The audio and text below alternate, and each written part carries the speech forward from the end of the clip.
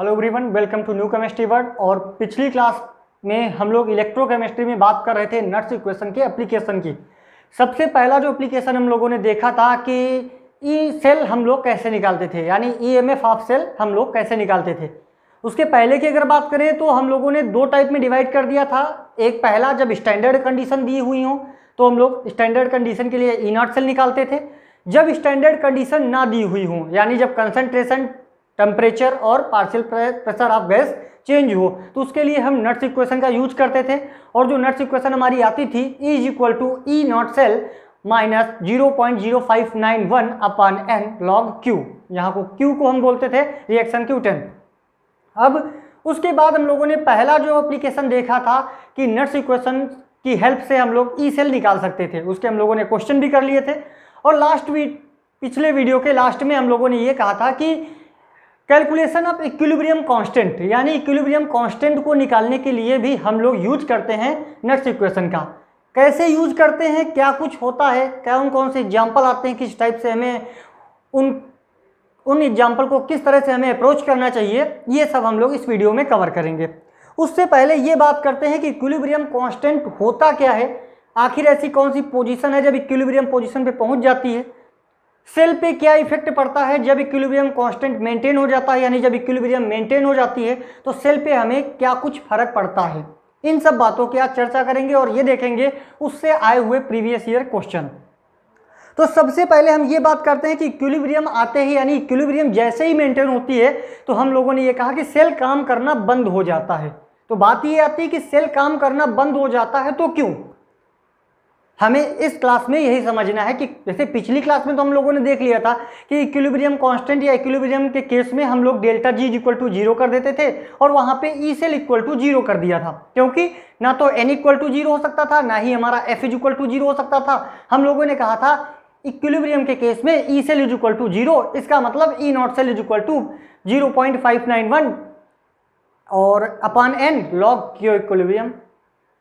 ये फार्मूला हम लोगों ने निकाल दिया था। आज वो चीज देखना है कि ई सेल हमारा 0 होता और क्या कुछ फर्क पड़ता था। तो सबसे पहला काम हम लोग क्या करते हैं, जो इलेक्ट्रोकेमिकल सेल हम लोग लेके चले थे उस इलेक्ट्रोकेमिकल सेल को हम लोग बनाते हैं।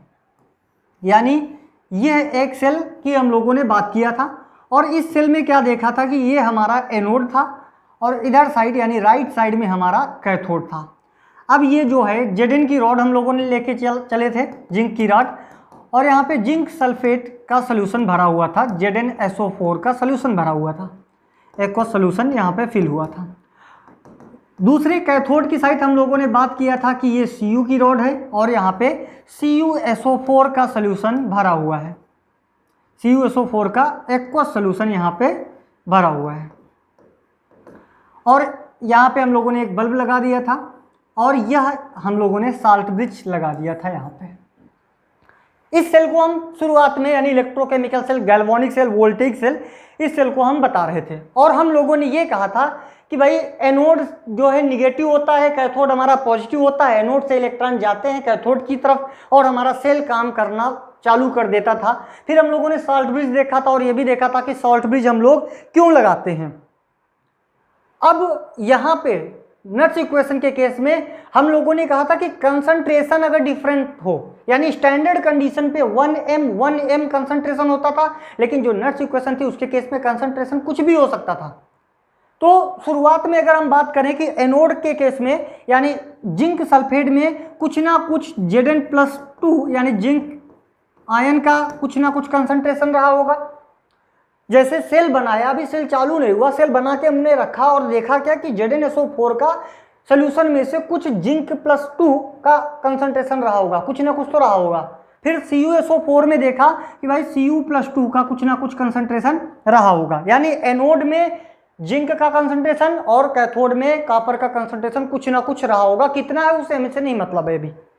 अब अगर यह कंसंट्रेशन चेंज होता है, यानी इस कंसंट्रेशन को इंक्रीज करते हैं, डिक्रीज करते हैं, कैसे इक्विलिब्रियम मेंटेन होती है, उस इक्विलिब्रियम तक हमें पहुंचना है और फिर देखना है कि किस तरह से इस सेल का ईएमएफ हम निकाल सकते हैं। ये हमारा टारगेट है। यानी सेल हमने बना लिया है, कंसंट्रेशन कम ज़्यादा हो रहे हैं। अगर कंसंट्रेशन कम ज़्यादा ना होते, फिक्स होता 1m होते, तो हम लोग E naught cell is equal to E naught reduction potential of cathode minus E naught reduction potential of anode की मदद से अपना ईएमएफ ऑफ सेल निकाल लेते हैं। लेकिन बात ये आ गई कि कंसंट्रेशन कम ज़्यादा हो रहे हैं, यानी 1 m के बराबर नहीं है, स्टैंडर्ड कंडीशन पे नहीं है, उनका ईएमएफ हमें कैसे निकालना है।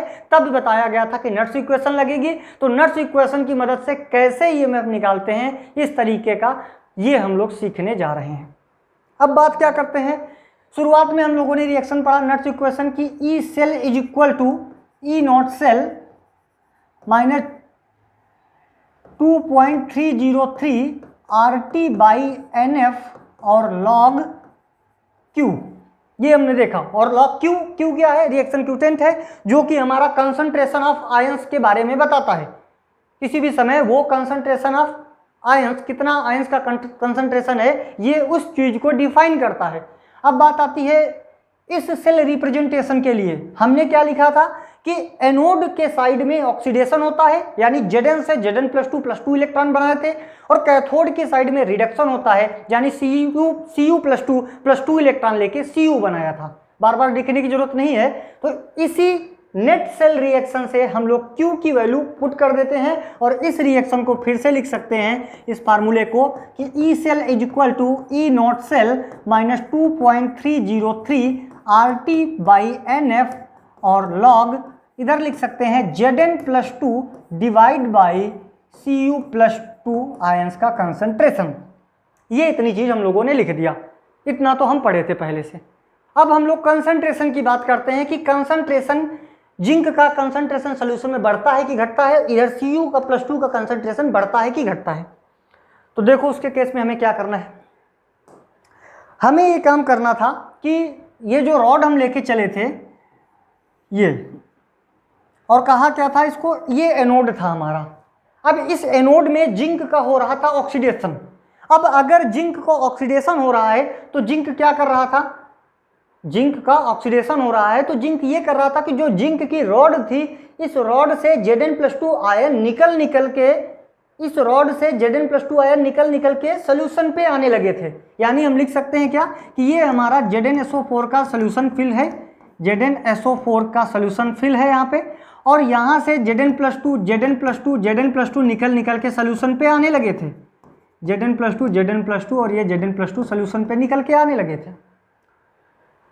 दूसरी साइड हमारा क्या कुछ हो रहा था, दूसरी साइड हम लोग का था कैथोड, और कैथोड में एक रॉड पड़ी थी जिसका नाम हम लोगों ने कहा था Cu की रॉड है, और ये Zn की रॉड लिया था। यहाँ पे हो रहा था रिडक्शन, और रिडक्शन के केस में हमें क्या पता था कि जो CuSO4 का सोल्यूशन था, इस CuSO4 से Cu+2 निकल के रॉड की तरफ जा रहे थे, Cu+2 निकल के रॉड की तरफ, यानी रॉड से चिपकने लगे थे। तो इधर ये प्रक्रिया चल रही थी और इधर ये कलाकारी हो रही थी, यानी Zn+2 रॉड से निकल के सॉल्यूशन में गिर रहा था, ठीक उसी समय Cu+2 सॉल्यूशन से निकल के रॉड की तरफ जा रहा था।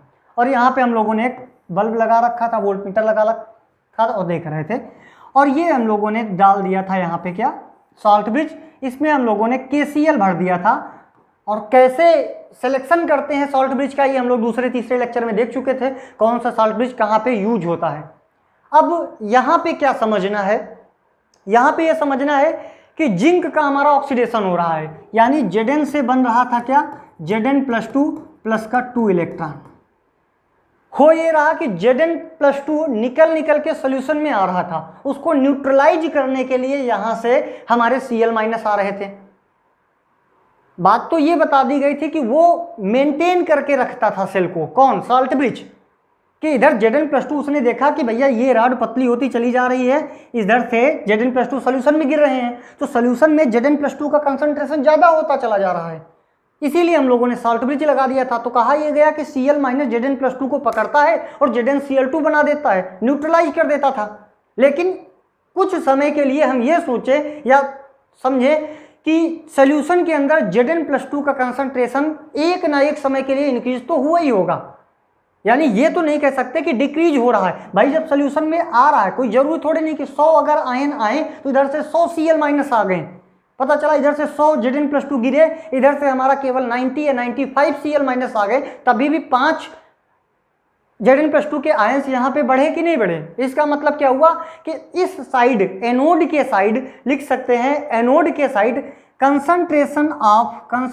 ऑफ Zn+2 इंक्रीजेज, Zn+2 का कंसंट्रेशन इंक्रीज हो रहा था। ठीक उसी समय में इधर साइड क्या हो रहा था, सोल्यूशन से CuSO4 यानी CuSO4 में Cu+2 + SO4 माइनस Cu+2 निकल के हमारा रॉड में चिपकता चला जा रहा था।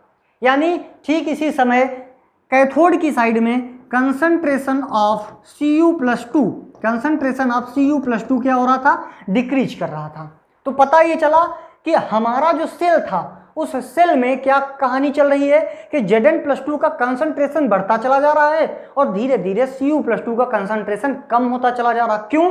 क्योंकि Zn+2 सोल्यूशन में गिर रहा है और Cu+2 सोल्यूशन से उठ के रॉड की तरफ जा रहा है, चिपक रहा है रॉड से।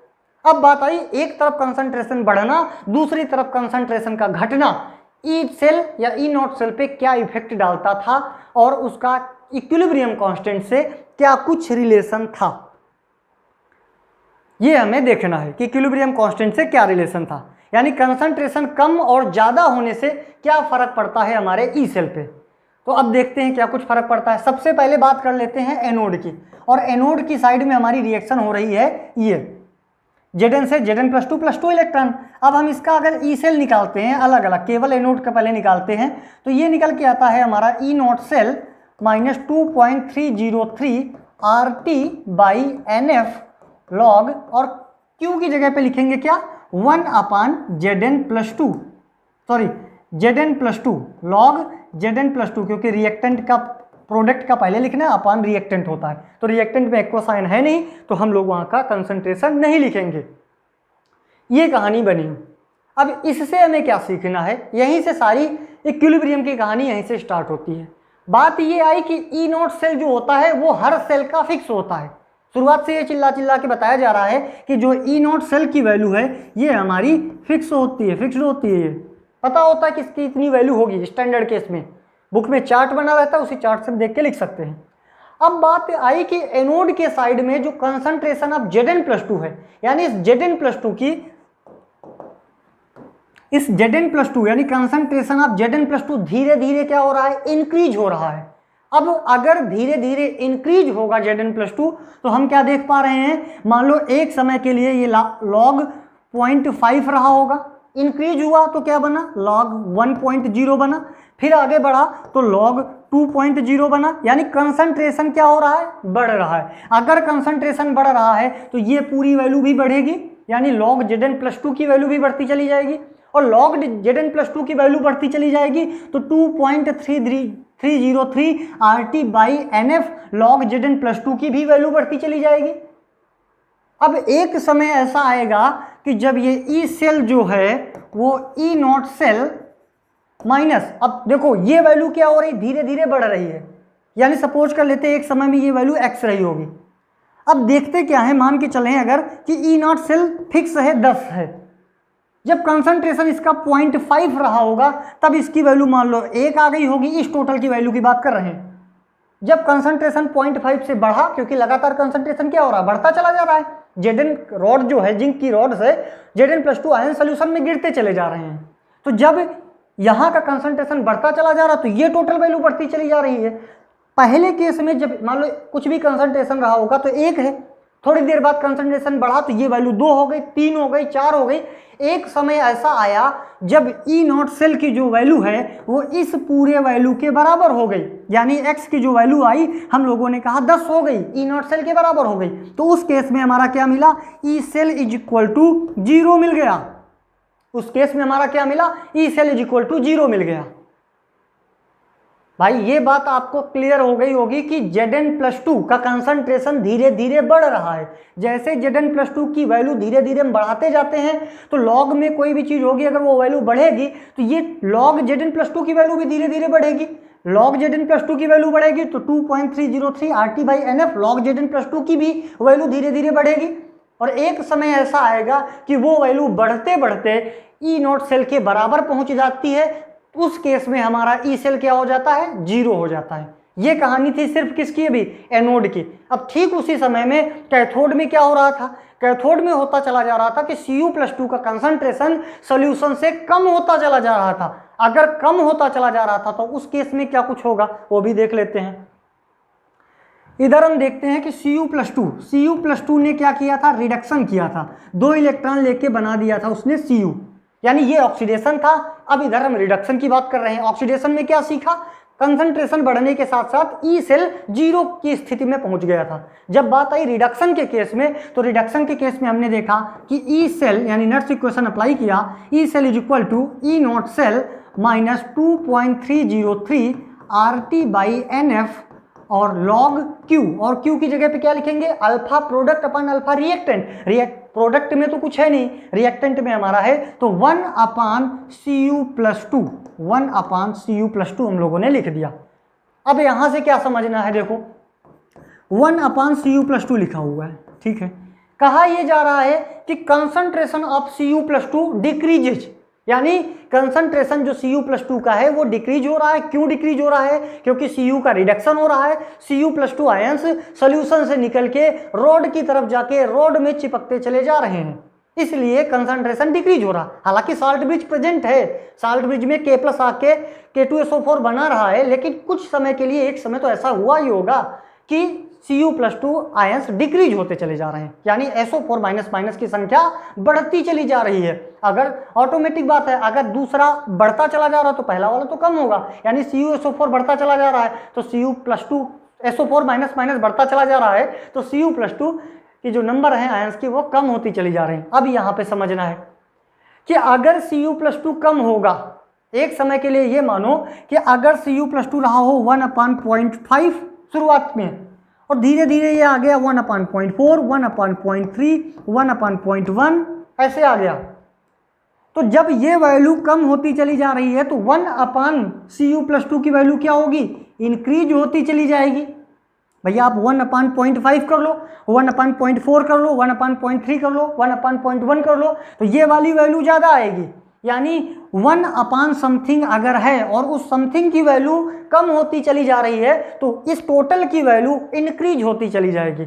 अब अगर इस टोटल की वैल्यू इंक्रीज होती चली जा रही है तो हमारा log 1/Cu+2 की भी वैल्यू क्या होगी, ये भी हमारी इंक्रीज होती चली जाएगी। फिर से वही केस बन गया, वहां भी इंक्रीज ही हो रहा था, log Zn+2 इंक्रीज हो रहा था, तो यहाँ log 1/Cu+2 भी इंक्रीज हो रहा है, यानी log 1/Cu+2 इंक्रीज होगा। ये टोटल वैल्यू धीरे धीरे बढ़ेगी। एक समय ऐसा आएगा जब E0 सेल के बराबर हो जाएगी ये वैल्यू, यानी इसको x मान के चलते हैं, और तब हमारा जो E cell is equal to आ जाएगा, उस केस में भी हमारा 0 आ जाएगा। यानी दोनों केस में हमारा E सेल 0 आ रहा है। तो पता ये चलता है कि जो भी हम सेल बनाए हैं उसका ऑक्सीडेशन एक तरफ हो रहा है एनोड में, दूसरी तरफ रिडक्शन हो रहा है, और ऑक्सीडेशन और रिडक्शन होने के बाद एक ऐसी कंडीशन आती है जब ई सेल 0 हो जाता है दोनों साइड।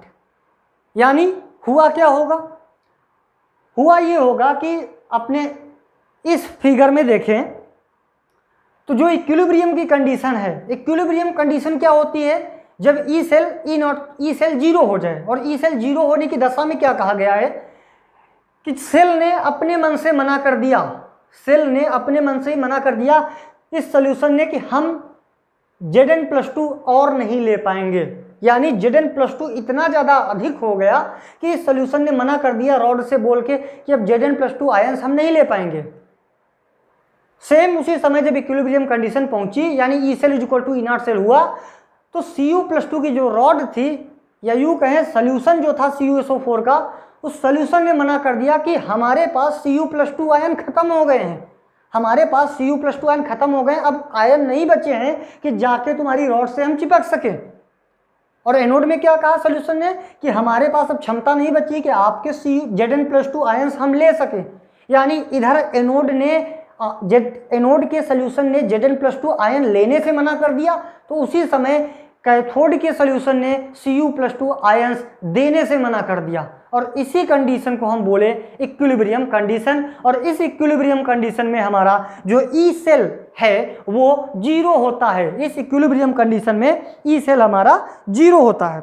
और अब ई सेल हमारा 0 होता है। तो दोनों तरफ से हम देख चुके हैं नट्स इक्वेशन लिख के कि क्या कुछ रिप्रेजेंट किया जाता है, यानी एनोड और कैथोड दोनों तरफ से दिखा चुके हैं कि ई सेल 0 आता है। अब एक बार ओवरऑल लिख लेते हैं। ओवरऑल हमारी रिएक्शन थी Zn से हम बनाए थे Zn+2 प्लस का 2 इलेक्ट्रॉन, Cu+2 ने 2 इलेक्ट्रॉन लेके बनाया था हमारा Cu, और ओवरऑल रिएक्शन लिखे थे Zn प्लस का Cu+2 से बना था Zn+2 प्लस का Cu, और इसका जो ई सेल निकला था वो लिखे थे ई naught cell -2.303 RT/NF log Zn+2, दोनों को एनोड और कैथोड को हम एक साथ लिख रहे हैं Zn+2 डिवाइड बाई Cu+2। अब ओवरऑल हम ये बता सकते हैं कि इक्विलिब्रियम की कंडीशन में, अब एनोड कैथोड अलग अलग बात हो चुकी थी, दोनों की एक साथ बात हो रही है क्योंकि दोनों लिखे हुए हैं। इस कंडीशन में हम बता सकते हैं कि भैया log Zn+2 भी इंक्रीज हो रहा है और ठीक उसी समय में log 1/Cu+2 भी इंक्रीज हो रहा है, यानी ये टोटल वैल्यू ही इंक्रीज हो रही है। ये वैल्यू इंक्रीज होगी तो ये वैल्यू टोटल इंक्रीज होगी, और एक समय ऐसा आया कि ई सेल में से ई नॉट सेल और ये वैल्यू बराबर हो गई। सपोज करो अगर ये 10 थी तो ये भी 10 है, तो 10 - 10 हुआ कितना, 0, यानी इक्विलिब्रियम की कंडीशन पे हमने बोल दिया कि ई सेल हमारा 0 होता है।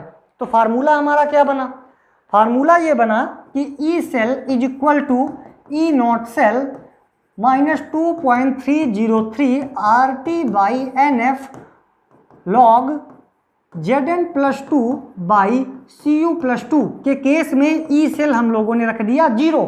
अब ई सेल 0 रख दिया तो ई नॉट सेल को इक्वल के इधर ले आए, तो फार्मूला बचा E naught cell is equal to 2.303 RT/NF log Zn+2 और Cu+2, Zn+2 और Cu+2। इसकी जगह पे अब हम लोग कंसंट्रेशन नहीं लिख सकते हैं। यहां पे ध्यान देने वाली बात है कि इक्विलिब्रियम यहां से इंट्रोड्यूस हो रहा है कि अभी तक आपको Zn+2 का कंसंट्रेशन अलग पता है, Cu+2 का अलग पता है, लेकिन जब आपने E cell is equal to 0 लगा दिया, इसका मतलब वो इक्विलिब्रियम पोजीशन पे पहुंच गए। अब इक्विलिब्रियम पोजीशन पे पहुंच गया तो हम लोग यहाँ पे लिख सकते हैं कि इक्विलिब्रियम, और यही फार्मूला हम लोग यूज करेंगे इक्विलिब्रियम की कंडीशन में, के इक्विलिब्रियम लिख देंगे और यही फार्मूला यूज करेंगे। अब अगर कंसंट्रेशन कुछ दूसरा हुआ, इक्विलिब्रियम के बराबर नहीं हुआ, इक्विलिब्रियम मेंटेन नहीं हुई, तो हम लोग ये फार्मूला लगाएंगे। अगर कंसंट्रेशन 1m है यानी स्टैंडर्ड कंडीशन पे है, तो E naught cell is equal to E naught reduction potential of cathode minus E naught reduction potential of anode का फार्मूला लगाएंगे। तो ये कहानी थी हमारी इक्विलिब्रियम की।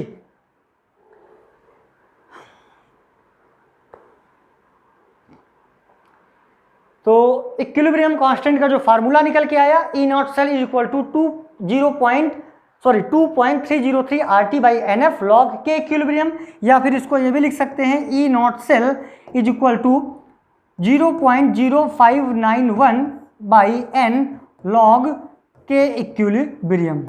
ये हम लोगों ने लिख दिया। और दूसरी बात ये बताई गई कि वो स्थिति जब Zn+2 सोल्यूशन में ना आ रहा हो और Cu+2 सोल्यूशन से ना जा रहा हो, उस स्थिति को हम लोग इक्विलिब्रियम की स्थिति बोलते हैं, और वहां पे जाके हम लोग ये फार्मूला यूज करेंगे। तो अब ये पता चला कि नट्स इक्वेशन की मदद से कैसे हम लोग ई सेल यानी ईएमएफ ऑफ सेल निकाल सकते हैं, क्या होता है इक्विलिब्रियम, कैसे मेंटेन होती है, कैसे सेल में काम करना बंद करता है। यानी ये पता चला किसी भी सेल का जब इक्विलिब्रियम कांस्टेंट कोई भी सेल जब इक्विलिब्रियम पे पहुंच जाती है तो वो हमारा डेड हो जाता है, यानी सेल काम करना बंद कर देता है। या फिर इसको हम ऐसे और भी समझ सकते हैं कि पहले हमारे केस में क्या था कि E cell is equal to E naught cell minus का 2.303 RT/NF और log Q लिख लेते हैं। यहाँ पे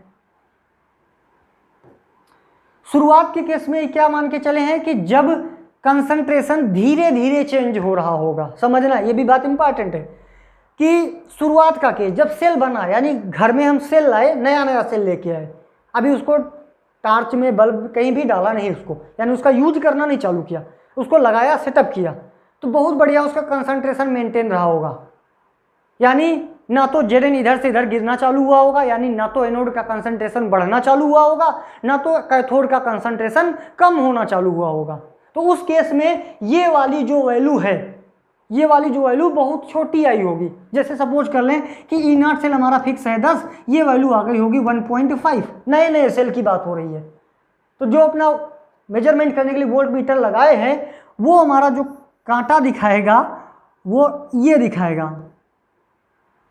धीरे धीरे सेल ने काम करना चालू किया, मान लो रिमोट का सेल है, धीरे धीरे रिमोट काम करना चालू हुआ, तो हुआ क्या होगा अंदर, Zn+2 यानी एनोड की जो रॉड है वो टूट टूट के सोल्यूशन पे गिरना चालू हुई होगी। इसका मतलब कंसंट्रेशन धीरे धीरे एनोड का बढ़ने लगा होगा। कैथोड में सोल्यूशन से Cu+2 निकल निकल के कैथोड की रॉड में चिपकना चालू हुआ होगा, यानी Cu+2 का कंसंट्रेशन कम होना चालू हुआ होगा। और जैसे जैसे यह कम और ज़्यादा होता है तो इस वाले की वैल्यू बढ़ती चली जाती है, बढ़ती चली जाएगी तो इस टोटल की भी वैल्यू बढ़ती चली जा रही है। और एक समय ऐसा आया जब E0 सेल जो 10 था और ये वैल्यू भी कितनी आ गई होगी 10-10, तो ये हमारा 0 आ गया। और जो ये कांटा यहाँ पे दिख रहा था अब वो धीरे धीरे धीरे धीरे कम होते होते 0 पे आ जाएगा। मान लो ये 100 है तो ये 100% चार्जिंग दिखा रहा था और वही सेल धीरे धीरे धीरे धीरे हमारा 0 पे आ जाता है। तो ये कहानी होती है हमारी इक्विलिब्रियम कांस्टेंट की, कैसे इक्विलिब्रियम मेंटेन होता है, कैसे सेल डेड होता है और कैसे इक्विलिब्रियम कांस्टेंट नट्स इक्वेशन की हेल्प से फाइंड आउट किया जाता है। अब देख लेते हैं 2-4 क्वेश्चन इसी से रिलेटेड, उसके बाद नेक्स्ट टॉपिक हम लोग कंटिन्यू करेंगे। तो सबसे पहला क्वेश्चन करते हैं और इसी क्वेश्चन में से हमारे सारे कॉन्सेप्ट क्लियर हो जाएंगे। देखते हैं क्वेश्चन क्या कह रहा है। क्वेश्चन कह रहा है कंसीडर द सेल Zn/Zn+2, और जैसे ही पता चला कि वो कंसंट्रेशन दिया है, इसका मतलब वो आपसे E0 सेल के साथ या E सेल के साथ कुछ ना कुछ काम करवाना चाहता है, यानी Zn/Zn+2 और Fe+2/Fe+3, ये एक उसने सेल दिया है और दिया हुआ है कि E cell is equal to 1.71 volt, यानी E सेल हमें पता है at 25 degree Celsius for this cell the equilibrium constant for the reaction, और उसने आपसे इक्विलिब्रियम कांस्टेंट पूछा है। यानी कि सबसे पहला एक रिएक्शन उन्होंने ये लिख के दी हुई है और इस रिएक्शन का इक्विलिब्रियम कांस्टेंट उन्होंने पूछा है कि इस रिएक्शन का इक्विलिब्रियम कांस्टेंट हमारा क्या कुछ होगा। अब इक्विलिब्रियम कांस्टेंट निकालने के लिए सबसे पहला स्टेप, सबसे बढ़िया क्वेश्चन है, सारे कॉन्सेप्ट इसी में क्लियर हो जाते हैं, इससे बड़ा कोई क्वेश्चन नहीं है। देखो क्या कह रहा है कि इक्विलिब्रियम कांस्टेंट पूछ रहा है, यानी E0 cell is equal to होता है 0.0591 upon n log K equilibrium, और हमसे वो के इक्विलिब्रियम के बारे में पूछ रहा है। यानी हमें दो चीज़ों की ज़रूरत है। सबसे पहला हमें n की वैल्यू पता होनी चाहिए जो कि हमें रिएक्शन से पता चल जाएगी। दूसरा हमें E0 सेल पता होना चाहिए। अब E0 सेल पता होने के लिए हमें 2-3 चीज़ें करनी पड़ सकती थी।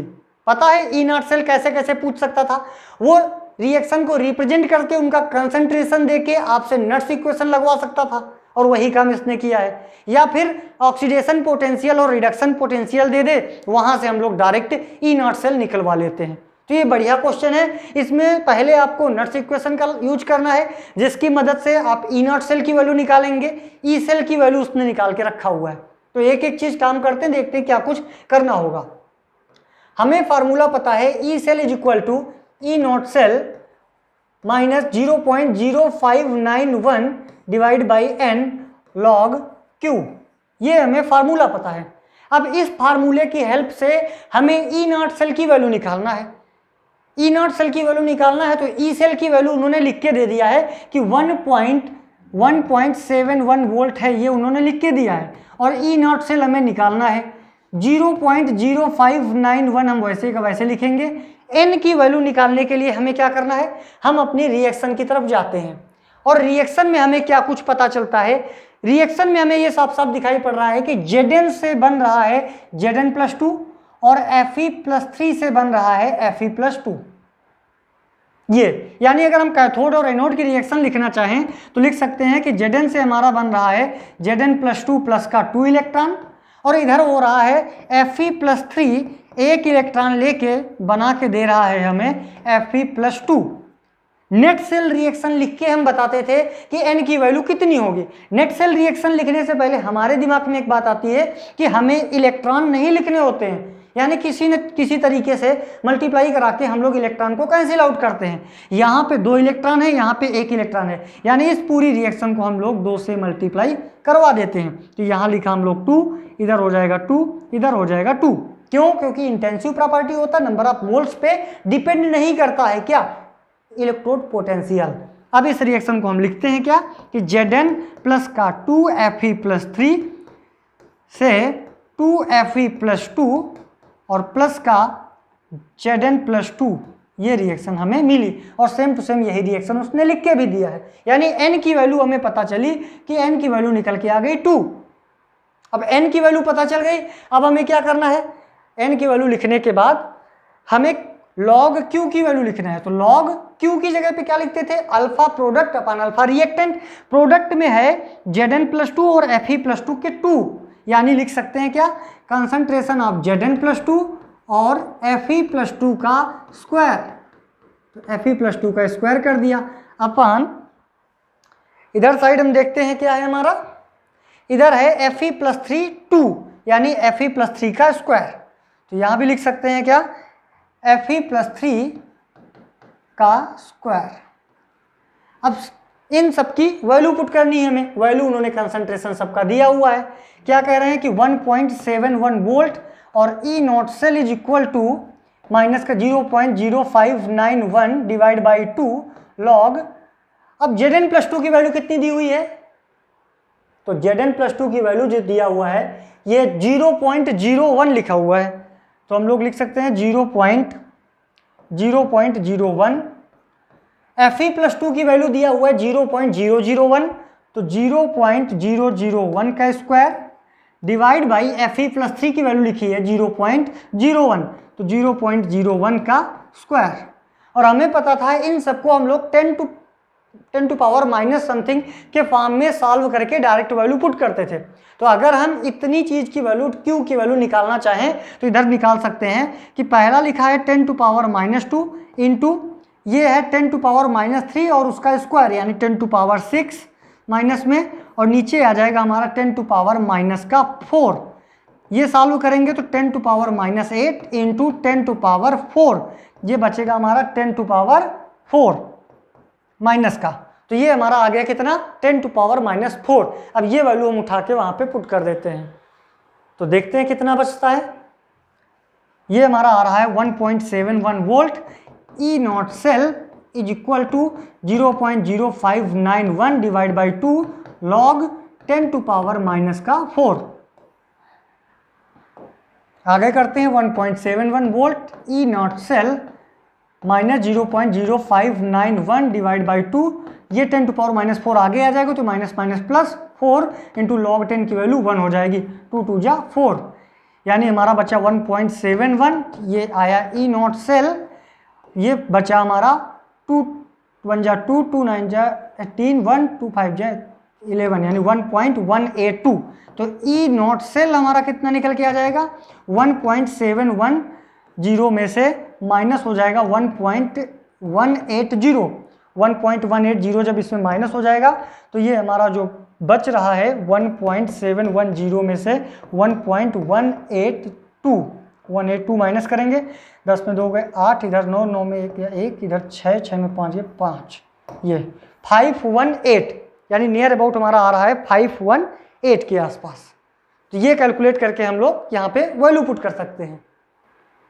एक कैलकुलेशन में ये मिस्टेक हुई है, यहाँ से हम लोग दोबारा कर लेते हैं कि ये जो हमारा 1.182 आया है, 2 1 जा 2, 2 9 जा 18, 1 2 5 जा 10 11, यानी 0.1182 आएगा। हम लोग मिस्टेक कर दिए थे, 1.182 रखें क्योंकि 4 डिजिट बाद हमें पॉइंट लगाना था। तो जो ई नॉट सेल की वैल्यू आ रही है, ये आ रही है 1.71 माइनस का 0.1182, और ये जो वैल्यू निकल के आती है ई नॉट सेल की, ये वैल्यू आ रही है हमारी 1.5918। तो ये हमारा कैलकुलेशन करने के बाद ई नॉट सेल निकल के आ गया।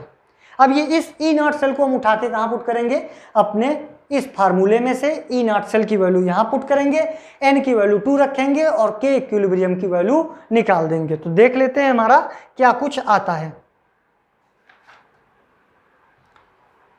फार्मूला क्या था हमारे पास कि E naught cell is equal to 0.0591 divide by N log K equilibrium, ये हमारा फार्मूला था। ई नॉट सेल की वैल्यू हम निकाल चुके हैं, 1.5918 रखेंगे, 0.0591 divide by 2 log K equilibrium, ये वैल्यू पुट करेंगे।